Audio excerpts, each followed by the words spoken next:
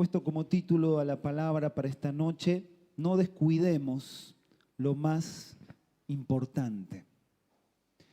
Cuando comienza un año nuevo, uno se pone metas, se pone nuevos desafíos, proyectos. A mí me gusta mucho el tema de las metas, de los sueños, porque Dios es un Dios que planifica. Dios es un Dios de procesos. Dios es un Dios que comienza obras en cada uno de nosotros. Filipenses dice que la obra que Él comenzó en nosotros la va a seguir perfeccionando. ¿Hasta cuándo? Hasta que Cristo venga. Significa que Dios es un Dios de procesos, un Dios que planifica, un Dios que nos lleva también a nosotros a planificar y a tener metas. Y es muy bueno. Es muy bueno que podamos ponernos metas y que después podamos ser perseverantes y pongamos todo nuestro esfuerzo para que cuando culmina después el año podamos ver esas metas cumplidas. Pero antes de comenzar a hablar acerca de metas, de sueños, que seguramente voy a estar compartiendo en próximos mensajes, hay algo mucho más importante que las metas, que los proyectos, que los nuevos desafíos, que no tenemos que descuidar. Antes de ponernos esas metas, antes de plantar una visión, tenemos que estar muy seguros de que lo más importante lo estamos cuidando. Porque muchas veces podemos perder lo más importante por estar solamente involucrados en cosas buenas. Podemos perder de vista aquello que tiene que ser troncal, que tiene que ser base de nuestra vida, por hacer cosas que no son malas, que tienen que ver con el ministerio. Y esto es lo que lleva muchas veces al desgaste, lleva a que seamos infructuosos, lleva a que no logremos a veces lo que planificamos porque nos olvidamos de lo más importante. Quiero que vayamos a Lucas, ustedes lo van a tener también allí en el proyector. Lucas capítulo 2, versículo 41 al 52. Y quiero que de este pasaje podamos extraer algunos principios que nos lleven a no descuidar lo más importante. Dice, iban sus padres todos los años a Jerusalén en la fiesta de la Pascua. Y cuando tuvo 12 años subieron a Jerusalén conforme a la costumbre de la fiesta. Al regresar ellos, acabada la fiesta, se quedó el niño Jesús en Jerusalén sin que lo supiesen José y su madre. Y pensando que estaba entre la compañía, anduvieron camino de un día y le buscaban entre los parientes y los conocidos. Pero como no le hallaron, volvieron a Jerusalén buscándole. Y aconteció que 3 días después le hallaron en el templo sentado en medio de los doctores de la ley, oyéndoles y preguntándoles. Y todos los que le oían se maravillaban de su inteligencia y de sus respuestas. Cuando le vieron se sorprendieron y le dijo su madre, hijo, ¿por qué nos has hecho así? He aquí tu padre y yo te hemos buscado con angustia. Entonces él le dijo, ¿por qué me buscabais? ¿No sabías que en los negocios de mi padre me es necesario estar?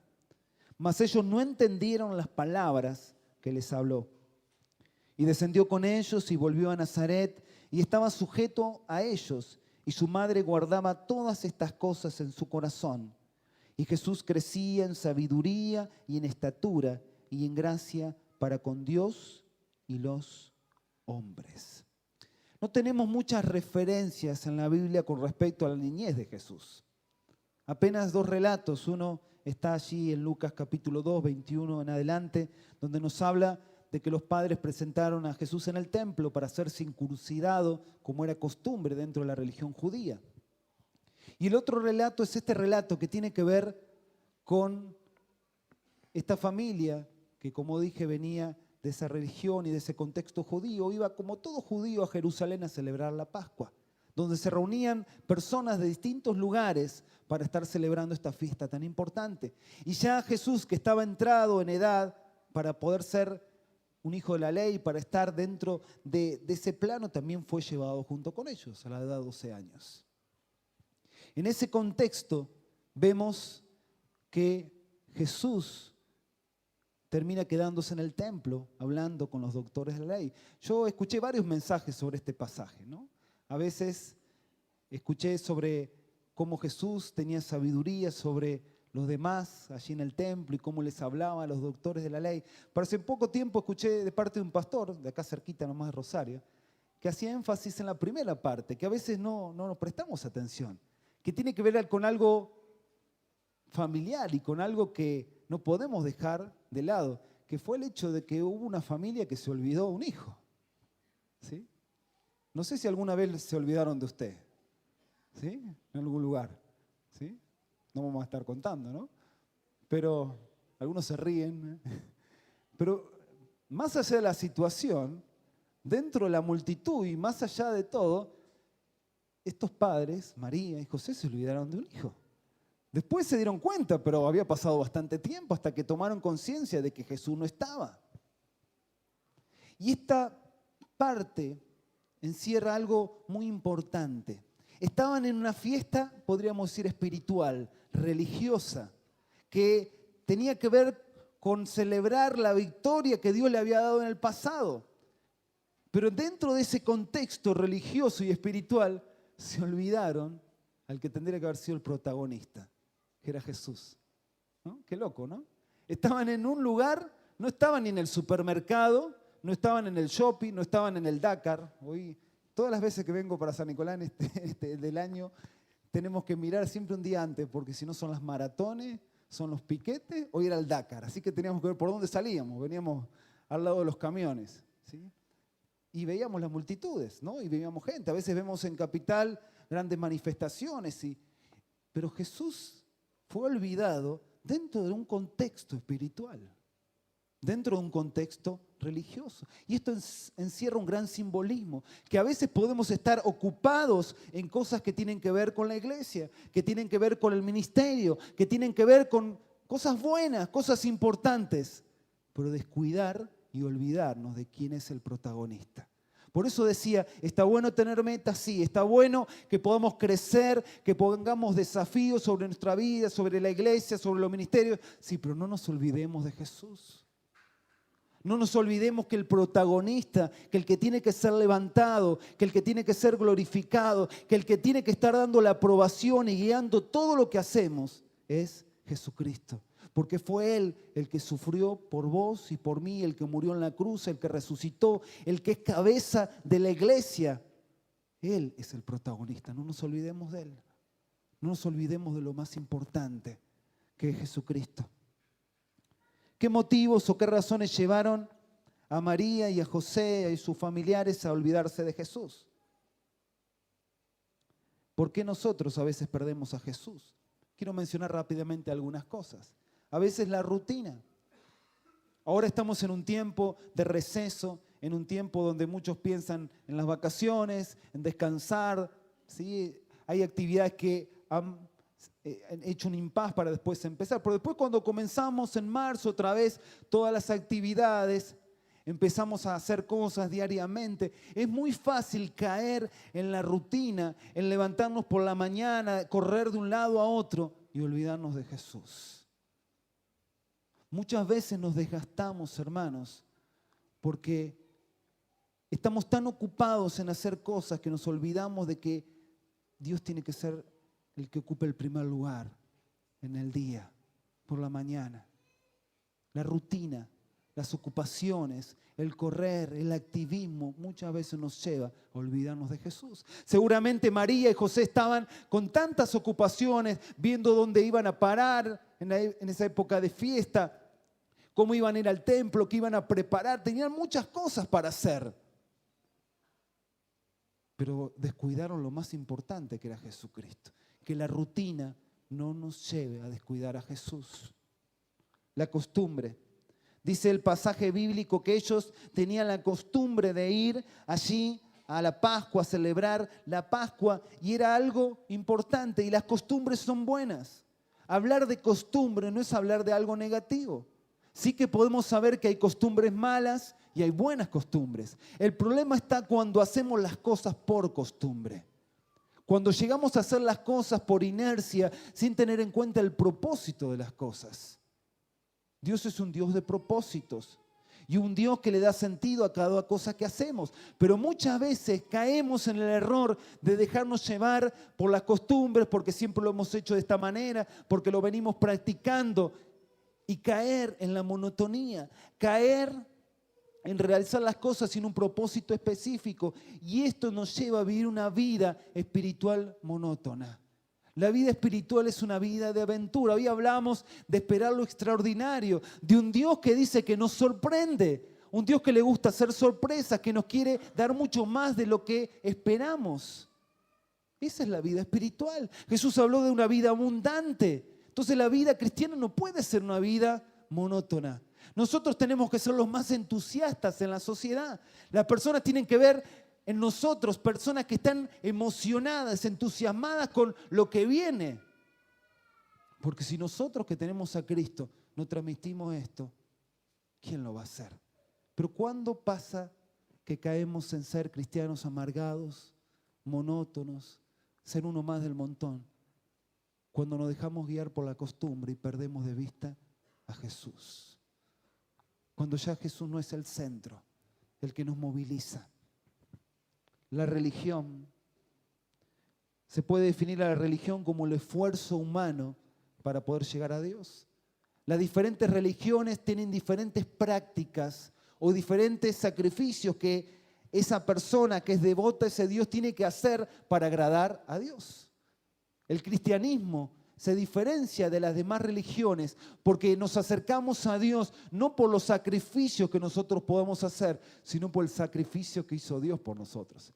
Las demás religiones casi siempre es ese Dios que está allí tan grande, que está de difícil acceso, y están allí los adeptos que tienen que hacer grandes cosas para ver si logran tocar a su Dios.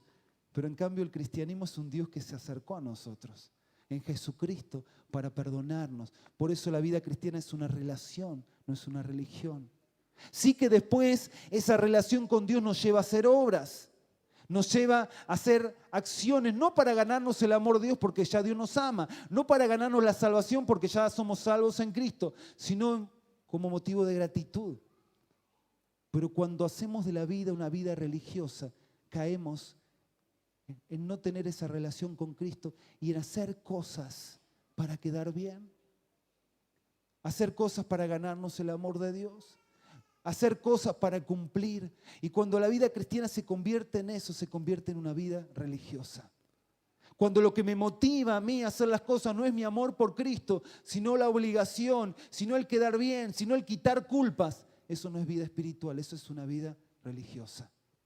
Pero cuando yo hago las cosas porque amo a Cristo, cuando yo hago las cosas porque verdaderamente estoy tan agradecido porque Dios me perdonó y me salvó, eso que hago, lo hago fruto de esa relación.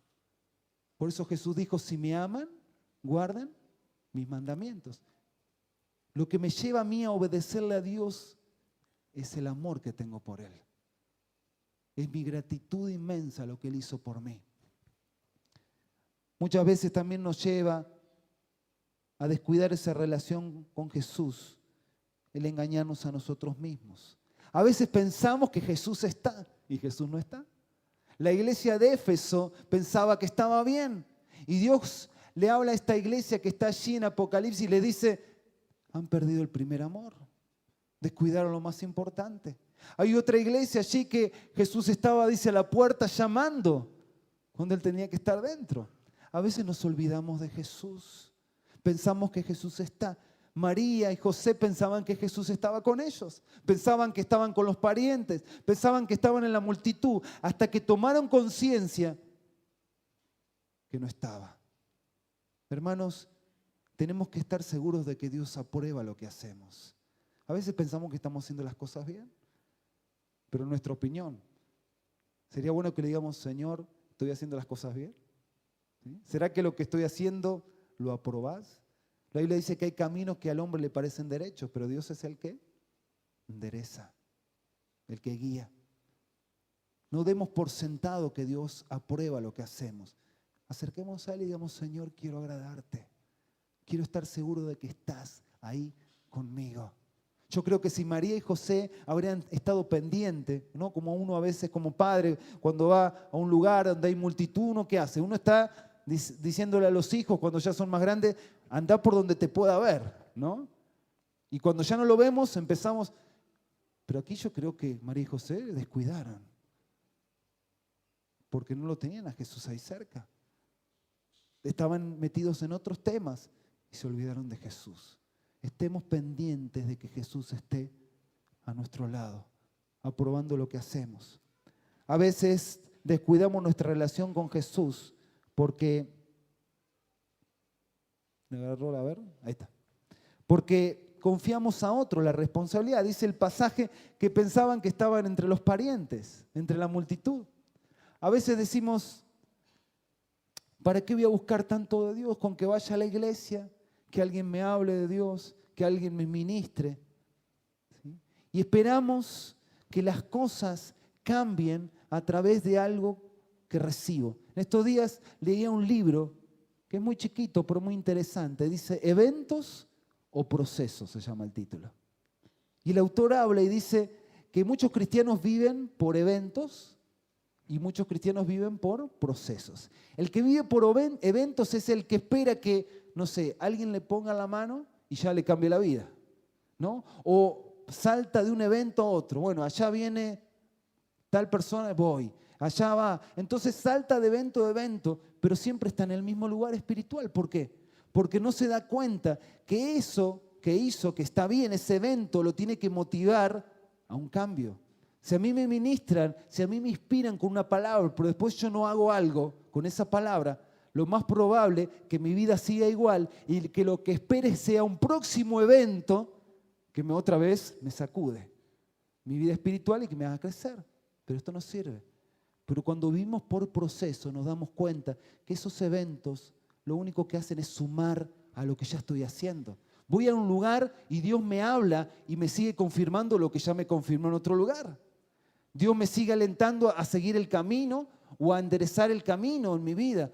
Un proceso, porque veo la vida espiritual como algo progresivo, no como algo que depende solamente de ocasiones. Yo creo que cada uno de nosotros tenemos que cuidar que Jesús esté y no podemos confiar en que otros tienen que velar por nuestra vida espiritual.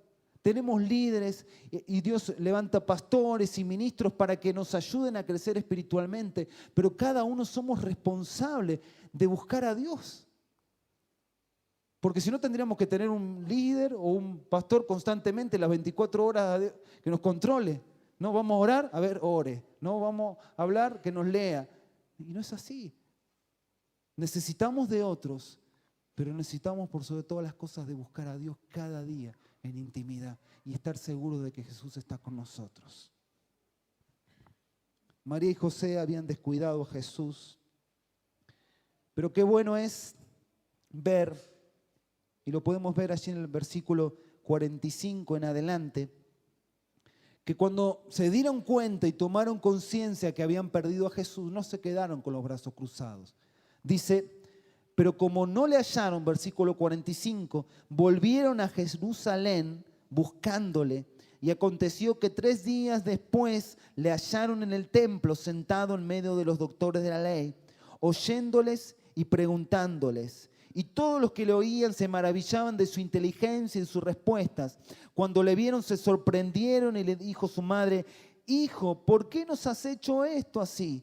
He aquí, tu padre y yo te hemos buscado con angustia. Entonces él les dijo, ¿por qué me buscabais? ¿No sabías que en los negocios de mi padre me es necesario estar? Mas ellos no entendieron las palabras que les habló. Más allá de que se equivocaron, que descuidaron a Jesús, cuando tomaron conciencia que lo habían perdido, empezaron a buscarlo. Todos podemos cometer el error de que las actividades, que la religión, que las ocupaciones nos lleven a descuidar nuestra relación con Dios. Todos lo hemos pasado. Todos hemos tenido momentos donde por ahí hemos dejado de orar lo que teníamos que orar o buscar de Dios, por estar en un montón de cosas y sentimos que nos estamos secando espiritualmente. Pero todos como María y José podemos tomar esta actitud de empezar a buscarlo. Y la Biblia habla tanto de buscar a Dios. No porque Dios se perdió, sino porque nosotros nos perdemos. Buscarlo y lo vamos a hallar, dice la Biblia. Todo aquel que busca, halla. Aquel que busca primeramente el reino de Dios, su justicia, va a recibir todo, lo demás por añadidura. Así que Dios nos insta constantemente a buscarlo, a estar cerca de Él. Y María y José se preocuparon y estuvieron 3 días y seguramente se preguntaban dónde estará Jesús, hasta que alguno de ellos habrá pensado, no estará en el templo, en el lugar que él le gustaba. Y lo encontraron allí a Jesús, lo buscaron hasta que lo hallaron. Hermanos, en este 2015, que nos podamos asegurar de que Jesús está a nuestro lado. Que si por algún motivo en el 2014 nos alejamos, nuestra relación con Dios se enfrió, no empecemos el 2015 así, sino que nuestra primera meta en este primer mes sea, Señor, quiero buscarte más. Quiero que estés conmigo. Quiero que esa pasión que tenía por vos se vuelva a encender. Quiero que ese hambre por tu palabra sea otra vez una realidad en mi vida. No quiero hacer las cosas por costumbre, sino quiero tener una relación profunda con vos, buscarlo. Segundo, estar en los negocios de Jesús. La respuesta de Jesús fue, ¿no sabías que tenía que estar en los negocios de mi Padre? ¿Qué eran los negocios de Jesús? Los negocios de Jesús eran sus prioridades, eran sus intereses, eran lo que para Él tenía que ocuparse como primer lugar. ¿Cuáles son hoy nuestros intereses? ¿Cuáles son hoy nuestras prioridades? Antes de ponernos metas, antes de proyectar, tengo que asegurarme de estar en los negocios de Jesús. ¿Cuáles eran los negocios de Jesús? Si leemos los evangelios vamos a ver que parte de los negocios de Jesús, algo que él mencionó fue que su comida era hacer ¿qué? La voluntad del Padre, obedecerle a Dios, más allá de que esto lo llevó hasta las últimas consecuencias. Nuestra prioridad tiene que ser hacer la voluntad de Dios, nos guste o no nos guste. Nuestra prioridad tiene que ser las personas que no conocen al Señor Jesús, más allá de que muchas veces estaba cansado, más allá de que muchas veces había estado predicando y sanando enfermos, cuando veía personas que estaban necesitadas, algo se le movía. Si verdaderamente Cristo está en nuestra vida y estamos en los negocios de Jesús, no vamos a pasar por alto cuando vemos a alguien que sufre, cuando vemos a alguien que está necesitado, cuando vemos a alguien que está sin esperanza. Eso nos tiene que mover a acercarnos a esa persona y hablarle de Jesús. ¿Cuándo fue la última vez que lloramos frente a una persona que estaba lejos de Dios?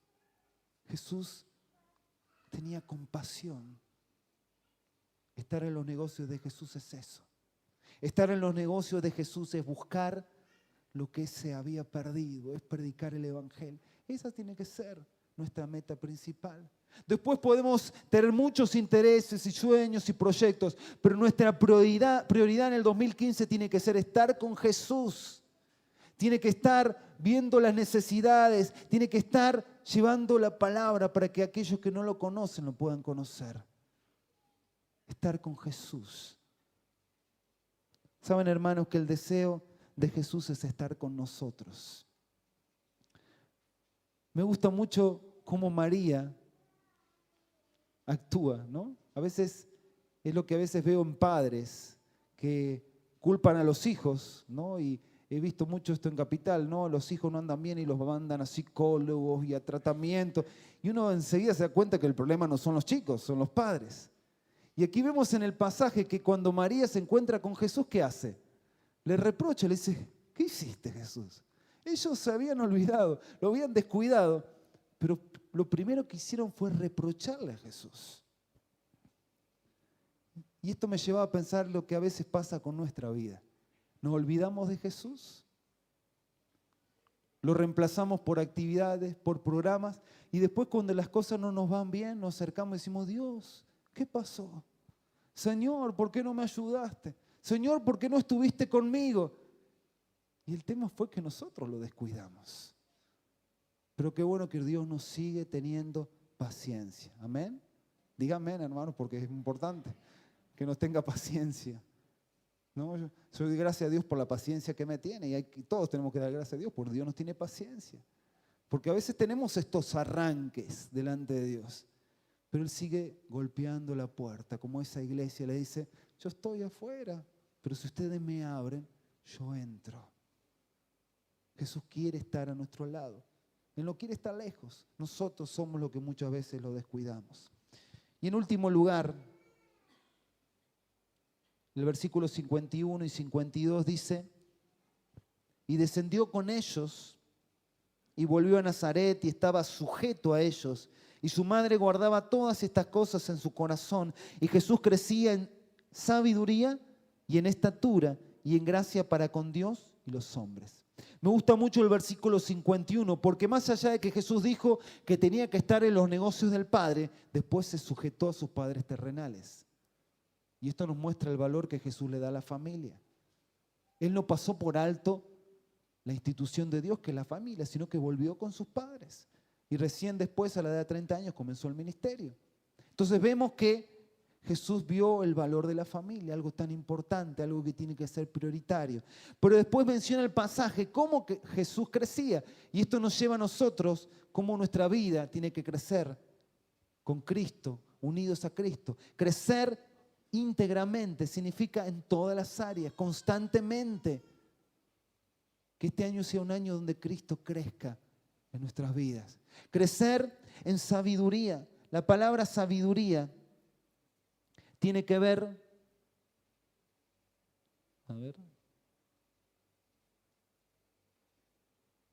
¿querés pasármelo? Porque ahí está, muy bien.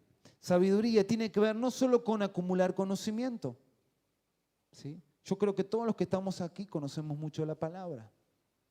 El tema está, ¿cuánto de eso que conocemos aplicamos? La palabra sabiduría no tiene que ver con años, no tiene que ver con conocimiento, tiene que ver con que lo que conocemos se refleje en nuestra vida, en nuestras palabras. En Santiago 3 dice que la verdadera sabiduría se demuestra en la conducta sabia, en las actitudes, en cómo hablamos, en cómo nos relacionamos, que podamos crecer en sabiduría, hermanos. Que podamos crecer en estatura. La palabra estatura tiene que ver con madurez. A ver si puedo pasarlo yo. Ahí está. Porque dice Efesios 4:13 que tenemos que crecer a la estatura ¿de quién? De Cristo. Hablar de la estatura de Cristo es madurez. Madurez espiritual. El maduro es el que recibe el alimento sólido, ¿sí? No es hablar solamente de estatura física. En estos días fui con mi hijo mayor a comprar zapatillas. Y no sé si los sábados o el viernes a la noche lo riegan o algo, pero todos los sábados a la mañana lo vemos más alto, ¿sí? Y la sorpresa que me llevó cuando fui a comprar zapatillas es que calza 42 ya. Tiene 11 años, ¿sí? Yo calzo 41, así que ahora le voy a empezar a usar yo. Estatura, ¿sí? Es normal. Pero aquí la Biblia cuando habla de estatura, habla de una estatura que tiene que ver con madurez, con crecimiento. ¿Cómo se ve esa madurez? Con las actitudes, con las palabras, con poder incorporar el alimento sólido, ¿sí? Con no seguir rindiendo las mismas materias. Hay hermanos o hay cristianos que siguen rindiendo en diciembre, en febrero la misma materia, nunca prueban. Siempre están luchando con las mismas cosas.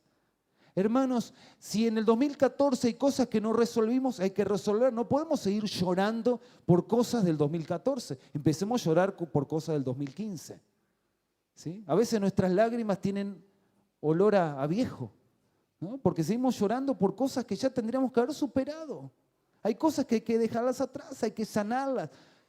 Porque seguramente va a venir nuevos desafíos, a ver nuevas situaciones que no van a generar lágrimas frescas. Pero no lágrimas del pasado. Madurez tiene que ver con aprender a crecer, a aceptarnos, a apoyarnos, a perdonarnos, recibir el alimento sólido. Benjamín está constantemente, uno lo agarra y dice, ay, qué lindo, me hace carita. No, él le está buscando la teta, ¿sí? Uno piensa que se ríe o que está haciendo así, uno le pone ahí, dame beso, ¿qué beso? Él quiere la teta, ¿sí? Y toma la teta. ¿sí? Pero imagínense si Benjamín ya tiene 15 años, con bigote, y dice, mami, quiero la teta. Grandulote, ¿no? Basta de teta, come otra, es otra cosa, ¿sí? Pero a veces en lo espiritual vemos hermanos que ya tendrían que estar comiendo otra cosa, pero siguen teniendo que recibir consejos sobre cosas que tienen que ver con la niñez, con cosas infantiles, con cosas que son y no tienen que ver con la madurez espiritual. Que este año sea un año donde decidamos crecer y ser maduros. Amén. Crecer en gracia para con Dios. Primero, en gracia para con Dios. ¿Qué significa esto? Crecer en relación al favor de Dios. Mi primer decisión este año tiene que ser que voy a agradar a Dios por sobre todas las cosas.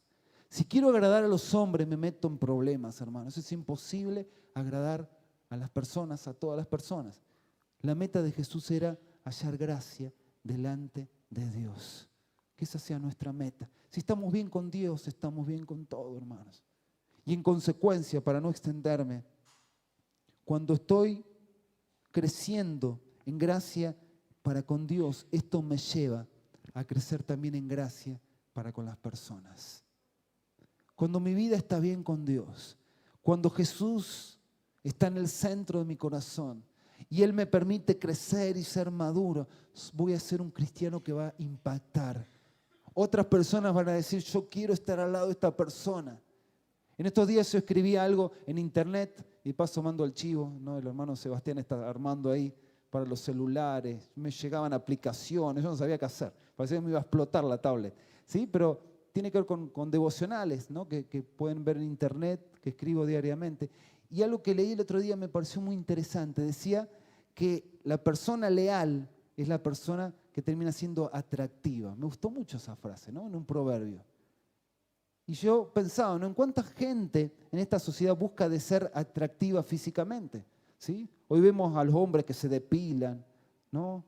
Que se hacen tantas cosas, y operaciones, la nariz para acá, y uno ve que se esfuerzan y muchas veces lo hacen porque interiormente se sienten vacíos. Pero el autor de Proverbios decía, la persona leal es una persona atractiva, es decir, la persona confiable, la persona que no me traiciona.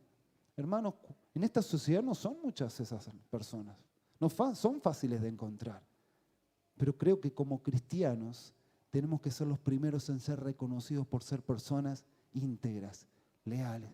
Y cuando alguien está cerca de Jesús, cuando alguien busca de agradar a Dios, termina hallando gracia delante de los hombres, porque va a evidenciar el carácter de Cristo.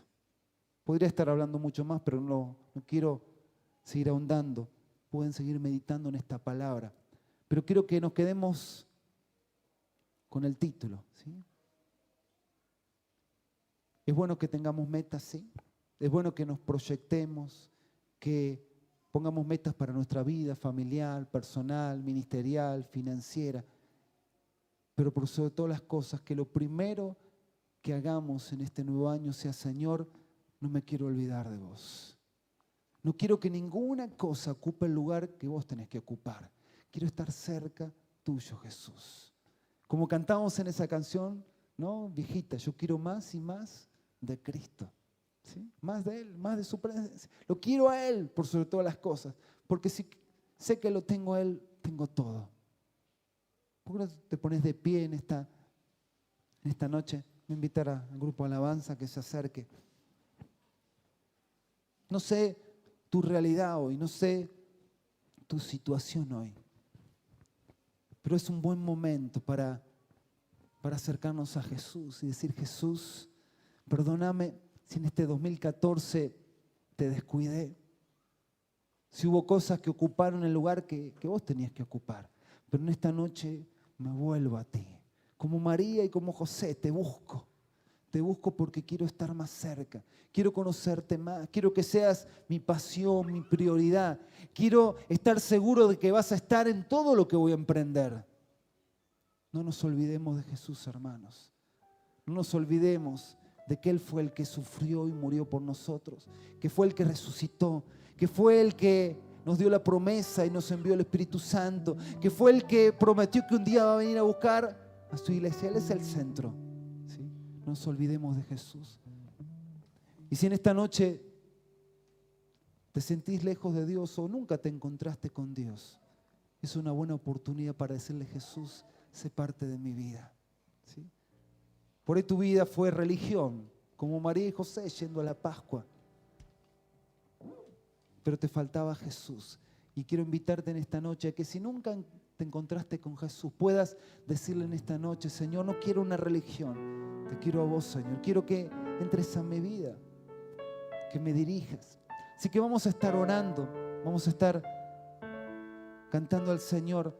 Y si hay alguien en esta noche que quiere que estemos orando, si hay alguien en esta noche que dice: Señor, me quiero consagrar nuevamente a ti, o por primera vez quiere acercarse a Jesús y quiere decirle: Señor, quiero que seas parte de mi vida para que este 2015 lo pueda empezar con todas las fuerzas, no solo, sino con tu presencia. Aquí el altar va a estar abierto, ¿sí? Así que si alguien necesita que oremos, si hay alguna necesidad, si necesitas renovar fuerzas, si necesitas encontrarse con Jesús, puedes acercarte aquí adelante. Vamos a orar por tu vida, ¿sí? Vamos a estar orando y buscar al Señor allí donde estás y decirle: Señor, que este año seas mi pasión, que en este año seas mi prioridad. No permitas, Señor, que ninguna cosa ocupe el lugar que tenés que ocupar vos. Está el altar abierto, así que el que se quiera acercar lo puede hacer. Sí, Señor, obran con tu presencia.